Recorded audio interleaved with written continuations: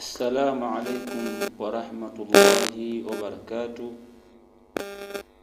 Alhamdulillahi rabbil alamin, wassalatu wassalamu ala ashrafil anbiya wal mursalin wa ala alihi wa sahbihi ajma'in, wa ba'd.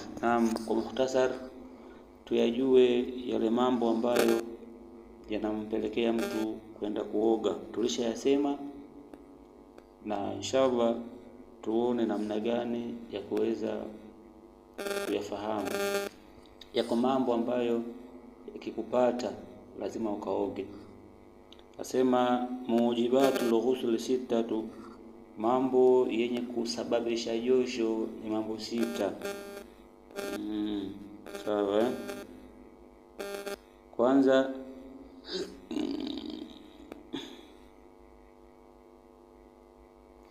asema ilaju hashafati fil farj, ni kule kuingia kwa kichwa cha dhakari katika tupu. Sawa.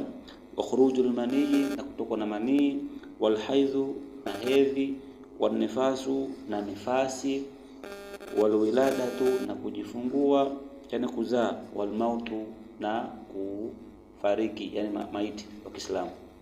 Sasa hapa kwenye nifasi na wilada, hapa baadhi ya wanawake wengi wanatatizika hapa. Mwingine anajifungua anangojea kwamba mpaka nifasi iishe ndo aoge. Kumbe pale kuna mambo mangapi? Mambo mawili.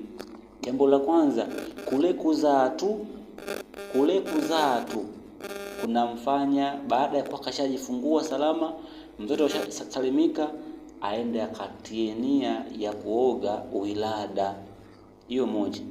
Ndo angojee sasa siku zile kama 40 za nini? Za nifasi. Sasa wadada wengi, bahati mbaya, mtihani uliopo ni kwamba yeye anachelea kuoga anaacha kuoga nifasi, kuoga wilada mpaka ile nifasi imalizike. Ni makosa. Kwa hiyo tutambue kwamba kuna josho liitwalo alwilada, ambalo hili mwanamke atakiwa aoge tu mara tu baada ya kujifungua, ndio angojee josho la nifasi. Sasa kuna ule muda wa hedhi, na wenyewe pia wanawake wengi unawasumbua.